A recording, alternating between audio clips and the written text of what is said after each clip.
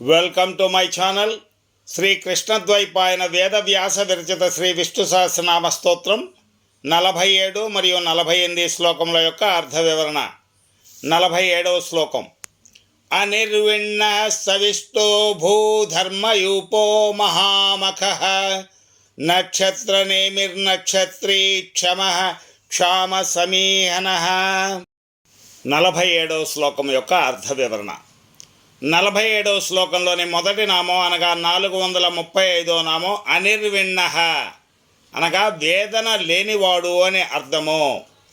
ఎల్లప్పుడూ దుఃఖరహితుడు. ప్రభు విష్ణు మాయాతీతుడు. అతనికి ఎట్టి కోరికలు ఉండవు.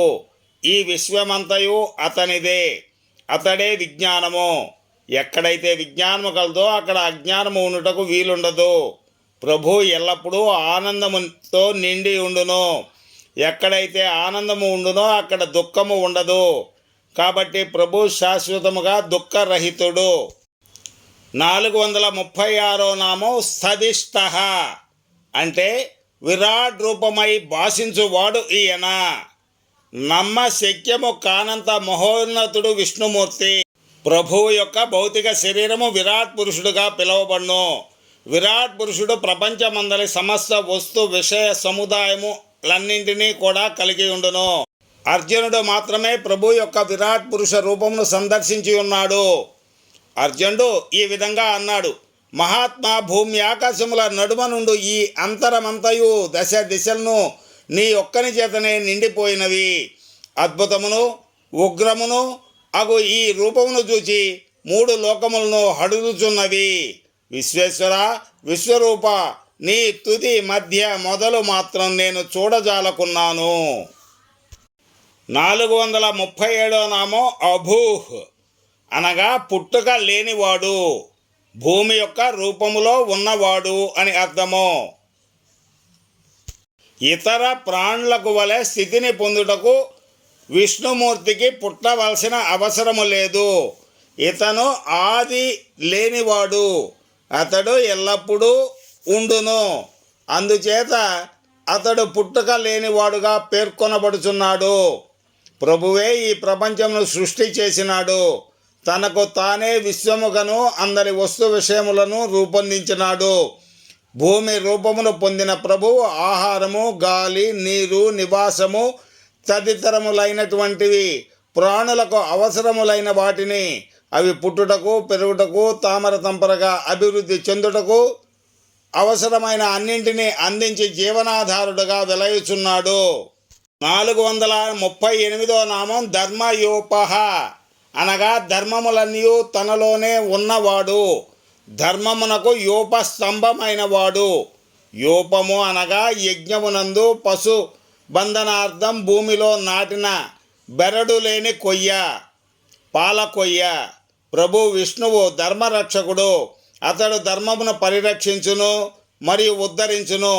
ప్రభు అను యోపస్తంభమునకు ధర్మము అను యజ్ఞ పశువు బంధింపబడును. అట్లు ఎవరైతే ధర్మబద్ధులైన వారు ఉండిరో వారు ప్రభువునకు బద్ధులై ఉందురు. ఇక 439వ నామం మహామఖః యజ్ఞ స్వరూపుడు ఈయన. అతనికి సమర్పించిన యజ్ఞబొల్లే విముక్తిని ప్రసాదించున్నంతటి గొప్పవాడు విష్ణుమూర్తి. శ్రీకృష్ణ భగవానుడు ఇట్లు చెప్పి ఉన్నాడు: యజ్ఞములోని హోమ సాధనములు, హోమ ద్రవ్యములు, హోమాగ్ని, హోమం చేసేవాడు, హోమం చేయబడినది, హోమకర్మ పరబ్రహ్మ స్వరూపములే అని భావించి యజ్ఞకర్మలు ఆచరించేవాడు పరబ్రహ్మనే పొందుతాడు. ఆ విధంగా ప్రతి యజ్ఞము, ఆ యజ్ఞమునకు సంబంధించి ప్రతి వస్తు విషయము, దాని ఫలితంతో సహా అన్నీను పరబ్రహ్మమే. ఉపనిషత్తులు కూడా అదే విషయమును చెప్పుచున్నవి. యజ్ఞో వై విష్ణువు, యజ్ఞమే నిశ్చయముగా విష్ణువు అని. ఈశ్వరార్పణ బుద్ధితో నీవు ఒక కర్మను ఆచరించుచు కర్మతో పాటు దాని కర్మ ఫలమును కూడా ప్రభువునకు అర్పణము చేసిన అది యజ్ఞమగును. ఆ యజ్ఞం మాత్రమే బ్రహ్మము కాదు, ఆ యజ్ఞ ఫలములు కూడా బ్రహ్మమే. అనగా అట్లు యజ్ఞమును, యజ్ఞ ఫలమును పరబ్రహ్మమునకు అర్పణ చేసిన ఎడల అతడు మోక్షమును పొందును. ఏ యజ్ఞమైనా నీకు సంసారము నుండి విముక్తిని ప్రసాదించి విష్ణు పద్మనకు మార్గము చూపించిన ఎడల అట్టి యజ్ఞము సర్వోత్కృష్టమైన యజ్ఞము. విష్ణువే యజ్ఞమైనప్పుడు అది సాధారణ యజ్ఞము కాదు కదా. అతడే సర్వోత్కృష్టమైన యజ్ఞము, అతడే మోక్షము. ఎందువలననగా నీకు అతడు ముక్తిని ప్రసాదించును కదా. 440వ నామం నక్షత్రనేమిహి. జ్యోతిష చక్రమును ప్రవర్తింపచేయువాడు. శింసుమార చక్రము యొక్క నేమి అనగా బండి చక్రము యొక్క కన్ను లేక మధ్య భాగము అయి ఉన్నట్టి వాడు ఈయన. వేదముల ప్రకారం చంద్రుడు, సూర్యుడు, నక్షత్రములు ధ్రువ నక్షత్రమునకు వాయు బంధనములతో బంధింపబడి ఉన్నవి. శింసుమార చక్రము అని పిలువబడే నక్షత్ర కూటముల యొక్క హృదయ భాగములో శాశ్వతంగా బిగింపబడిన స్థితిని కలిగి ఉన్నదే ధ్రువ నక్షత్రం. ఇక్కడ శింసుమార చక్రము యొక్క నేమియే ధ్రువ నక్షత్రం. ప్రభు విష్ణువే అట్టి ధ్రువ నక్షత్రమై నక్షత్ర కూటముల చలనములన్నిటినీ నియంత్రించువాడు. 441వ నామం నక్షత్రి అనగా చంద్ర రూపమున భాషించువాడు ఈయన. చంద్రుని రూపములో ఉన్నవాడు విష్ణుమూర్తి. హిందూ గ్రంథములందు చంద్రుడు కూడా ఒక నక్షత్రముగా పేర్కొనబడినాడు.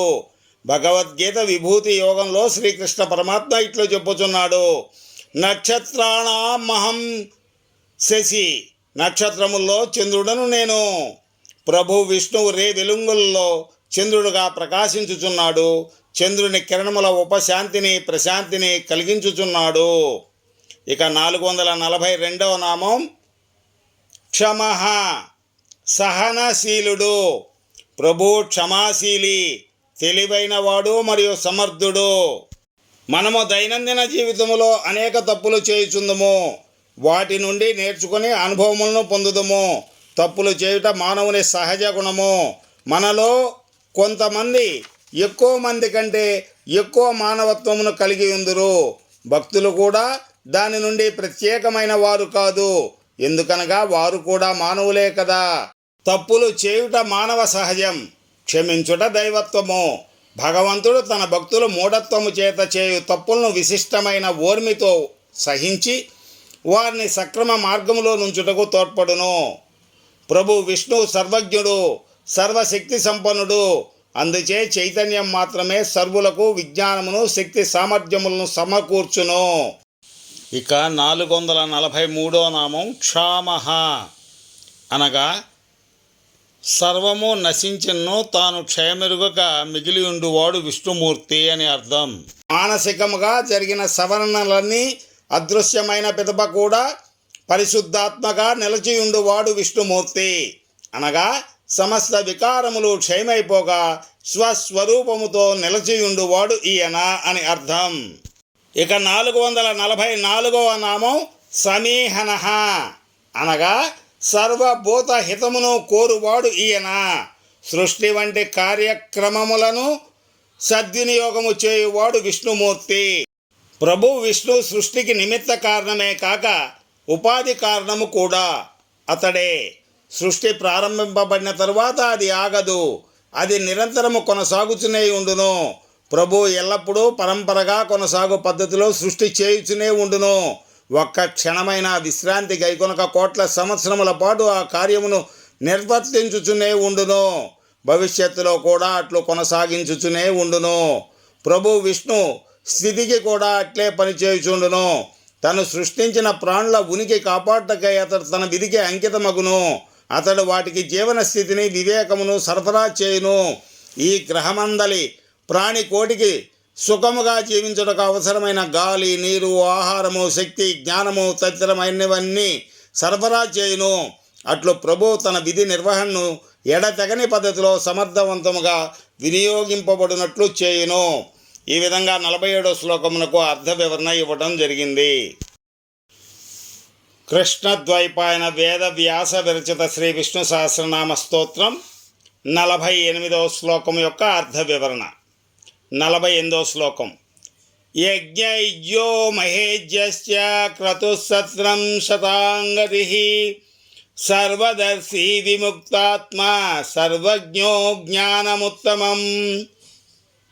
48వ శ్లోకంలోని మొదటి నామం అనగా 445వ నామం యజ్ఞ. యజ్ఞస్వరూపుడు ఈయన. యజ్ఞమే విష్ణుమూర్తి అని అర్థం. 446వ నామం ఇజ్య. యజ్ఞములచే ఆరాధింపబడువాడు ఈయన. యజ్ఞములందును ఆరాధింపబడువాడు విష్ణుమూర్తి. ప్రభు విష్ణు వషట్కారుడు.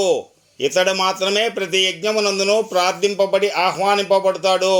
యజ్ఞమునందలి సమర్పణలన్నీ ప్రభు విష్ణువునే చేరును.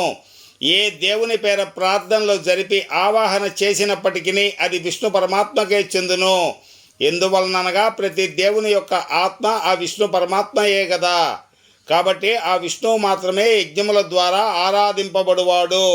447వ నామం మహేజ్య అనగా గొప్పగా పూజింపదగిన వాడు ఈయన. ఆరాధింపబడుటకు సర్వోత్కృష్టమైన వాడు విష్ణుమూర్తి.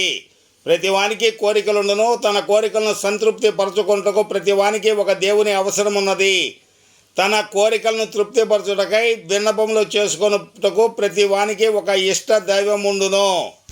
ఏ దేవతను ఆరాధించినా వారి లోకమందు నివాసము లేక వారితో సాయుధ్యము కంటే ఎక్కువ ఫలితము దొరకదు.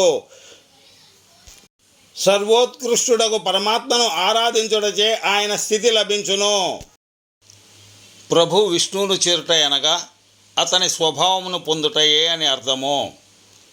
అతని స్వభావము అంతము లేనిది, మార్పు లేనిది, కర్మ లేనిది మరియు సచ్చిదానందమైనది. జ్ఞానుల యొక్క మహోన్నతమైనట్టి జీవితము యొక్క అంతిమ లక్ష్యము పరమాత్మను చేరుటయే. అది ఏ మోక్షము. విష్ణు భగవానుడు మాత్రమే మోక్షమును ప్రదానము చేయును. కాబట్టి విష్ణు భగవాన్ని ఆరాధించుట మాత్రమే సర్వోత్కృష్టమైనది. 448వ నామం క్రతుహు. యజ్ఞముగా ఉన్నవాడు ఈయన. క్రతువే విష్ణు భగవానుడు అని అర్థము. శృతులలో ఏర్పాటు చేయబడిన ఆగమములు క్రతువులుగా పిలువబడుచున్నవి. అట్టి క్రతువే శ్రౌత యజ్ఞము. అట్లే స్మృతులలో ఏర్పాటు చేయబడిన ఆగమములు కూడా క్రతువే, కానీ దాన్ని స్మార్త యజ్ఞము అందురు. క్రతువు అనగా వేదములందరి ఆగమములు. అది అగ్నితోనూ హోమములతోనూ నిర్వర్తించబడును. ఆ ప్రభు విష్ణువు యజ్ఞము యొక్క రూపాంతరమైనట్టి క్రతువు కూడా అయి ఉన్నాడు. 449వ నామం సత్రం. సజ్జనులను రక్షించువారు అనగా మంచివారిని రక్షించువాడు విష్ణుమూర్తి. ప్రభువుచే ప్రకటింపబడిన విధాన లక్ష్యముల్లో ముఖ్యమైనది సాధుజన రక్షణ. సాధుజనులు అనగా ధర్మ మార్గము అనుసరించువారు.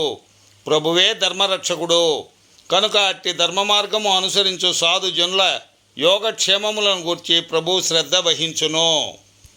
450వ నామం సతాంగతి. సజ్జనులకు పరమాశ్రయమైన స్థానమైనటువంటి వాడు ఈయన. సత్పురుషులకు ముక్తి మార్గము, ముక్తి రెండునూ కూడా విష్ణుమూర్తే. సత్పురుషులు అనగా భక్తులు. వారి యొక్క జీవన సరళి ఆత్మ సంయమనము, ధర్మాచరణము, ఆత్మతృప్తి, వైరాగ్యము మరియు దైవభక్తి. వీటినే అవధారణము చేయును. ప్రభువు విష్ణువే వారి ఏకైక రక్షకుడు. అందుచేత వారి యోగక్షేమములు విచారించుట అన్నది ప్రభువుచే ప్రకటింపబడిన విధి విధాన నిర్ణయము. గతి అనగా ముక్తి మార్గము మరియు అంతిమ లక్ష్యమైన ముక్తి. సత్పురుషులు ముక్తికై అన్వేషణ జరుపునప్పుడు ప్రభువు వారికి ముక్తి మార్గమై తద్వారా గమ్యమును అనగా విష్ణు పదమును చేర్చును. 451వ నామం సర్వదర్శి అనగా సకలమును దర్శించువాడు ఈయన. సమస్తమును దర్శించువాడు అనగా చూచువాడు విష్ణుమూర్తి. ప్రభు విష్ణువు సర్వవ్యాపకుడు. చైతన్య రూపములో అనంత విశ్వమంతటా విస్తరించియుండువాడు. విశ్వవ్యాపకుడైన ప్రభువు విశ్వమంతటా జరుగునటువంటి సమస్త విషయములను దర్శించును. విశ్వములో అతనికి తెలియని రహస్యములు ఏమీనూ లేవు అనగా ఉండవు అని అర్థము. 452వ నామము విముక్తాత్మ, అనగా స్వరూపత ముక్తి నొందినవాడు ఈయన. విముక్తుడైన ఆత్మయే విష్ణుమూర్తి. ప్రభు విష్ణువు ప్రతి భౌతిక మానసిక శరీరమునందును దాని ఆత్మగా నెలకొని ఉండును. అయినప్పటికీ ఆత్మ భౌతిక మానసిక శరీరమునందలి దైనందిన కార్యక్రమములలో దేనియందును జోక్యము చేసుకొనడు. ఆత్మ కేవలము ఒక శక్తి మాత్రమే, అది కర్త మాత్రము కాదు. ఎప్పుడైతే ఒకడు కర్త కాని ఎడల కర్మ బంధములలో ఎట్లు చిక్కుకొనునో, ఆత్మ ఎప్పుడునూ బంధింపబడదు. ఆత్మ ఎల్లప్పుడూ స్వేచ్ఛను కలిగి ఉండును. ఆత్మకు ముక్తి యొక్క అవసరము లేదు. తరువాత 453వ నామము సర్వజ్ఞ, అనగా సర్వము తెలిసినవాడు ఈయన. సమస్తమును తెలిసినవాడు విష్ణుమూర్తి. ప్రభువు విష్ణువే చైతన్యము, చైతన్యమే విజ్ఞానము. చైతన్యము విశ్వమంతటా విస్తరించి ఉండును. ఈయన విశ్వవ్యాపకుడు. విశ్వవ్యాపకత అను సద్గుణము చేత ఇతడు సర్వజ్ఞుడు కూడా అయి ఉన్నాడు. సర్వజ్ఞుడైన ప్రభువు కనుక విశ్వములో ఎక్కడ ఏమి సంభవించినో తక్షణమే అది ఇతనికి తెలియను. విశ్వములో ఇతనికి తెలియని రహస్యములేమీనో ఉండవు. అంతేకాక ప్రభువు ప్రతి భౌతిక మానసిక శరీరమునందును క్షేత్రజ్ఞుడుగా నెలకొని ఉండుటచే ప్రతి వాని యొక్క అంతరంగమునందు సంభవించు ప్రతి భావనను, ప్రతి ఆలోచనను, ప్రతి పన్ని తెలుసుకొనును. ఇక 48వ శ్లోకంలోని చివరి నామము జ్ఞానముత్తమం, అనగా ఉత్తమమైన జ్ఞానము కలవాడు ఈయన. సర్వోత్కృష్టమైన జ్ఞానము కలవాడు విష్ణుమూర్తి. ప్రభు విష్ణువే పరబ్రహ్మము. ఉపనిషత్తులు ఇట్లు చెప్పుచున్నవి: సత్యం జ్ఞానం అనంతం బ్రహ్మ. సత్యము జ్ఞానము అనంతము అయినటువంటి వాడే పరబ్రహ్మము. అట్టి పరబ్రహ్మ యొక్క విజ్ఞానమే రాజవిద్య. ఈ బ్రహ్మజ్ఞానము విద్యల్లోకెల్లా శ్రేష్టమైందనియు, రహస్యముల్లోకెల్లా అతి రహస్యమైందనియు, సర్వోత్కృష్టమైందనియు, పవిత్రమైందనియు, ప్రత్యక్షముగా తెలియదగిందనియు, ధర్మయుక్తమైందనియు, అనుష్ఠించుటకు మిక్కిలి సులభమైందనియు, నాశరహితమైందనియు అయి ఉన్నది. ఆత్మజ్ఞానము మహోత్కృష్టమైన జ్ఞానము. ప్రభు విష్ణువు మాత్రమే ఆత్మజ్ఞానము కలిగి ఉన్నవాడు. ఎవడైతే ఆత్మజ్ఞానము కలిగి ఉండునో అతడు విష్ణువు అగును. ఈ విధంగా 47, 48 శ్లోకముల అర్థ వివరణ ఇవ్వడం జరుగుతుంది. కృష్ణ ద్వైపాయన వేద వ్యాస విరచిత శ్రీ విష్ణు సహస్రనామ స్తోత్రం. ఇది మొత్తం 108 శ్లోకాలను కలిగి ఉంది. ఈ 108 శ్లోకాల్లో కూడా 1000 నామాలు ఉన్నాయి. వీటన్నింటికీ కూడా అర్థ వివరణ ఇవ్వడానికి ప్రయత్నం చేస్తున్నాం. ఈ మా చిన్ని ప్రయత్నాన్ని సహృదయంతో ఆదరించండి. అలాగే మా ఛానల్ని దయచేసి లైక్ చేయండి, షేర్ చేయండి మరియు సబ్స్క్రైబ్ చేయండి.